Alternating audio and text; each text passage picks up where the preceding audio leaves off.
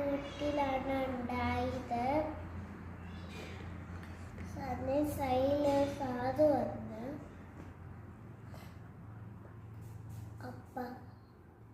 അപ്പയുടെ പേര് ദോസ,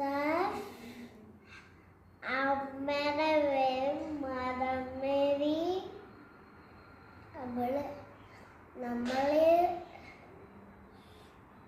നമ്മള് ശരിയിടാം,